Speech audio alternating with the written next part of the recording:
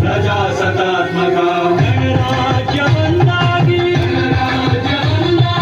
ರೂಪಿಸುವುದಕ್ಕಾಗಿ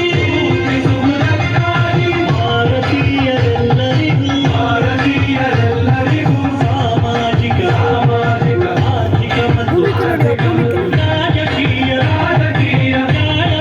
ನ್ಯಾಯವನ್ನು ವಿಚಾರ ಅಭಿವ್ಯಕ್ತಿ ನಂಬಿಕೆ ಧರ್ಮ ಮತ್ತು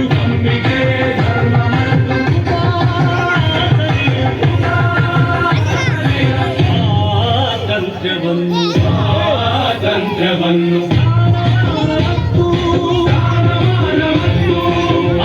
ಅವಕಾಶಗಳ ಸಮತೆ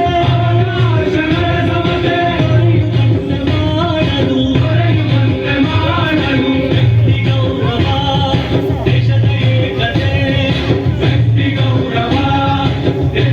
ಏಕತೆ ಸಮಗ್ರತೆಗಾಗಿ ಎಲ್ಲರಲ್ಲಿ ಭ್ರಾತೃತ್ವ ಭಾವವನ್ನು ಮೂಡಿಸುವುದಕ್ಕಾಗಿ ಸಂಕಲ್ಪ ಮಾಡಿ ನಮ್ಮ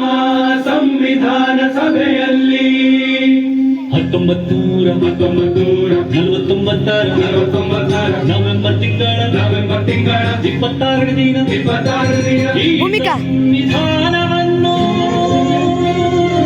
ಈ ಸಂವಿಧಾನವನ್ನು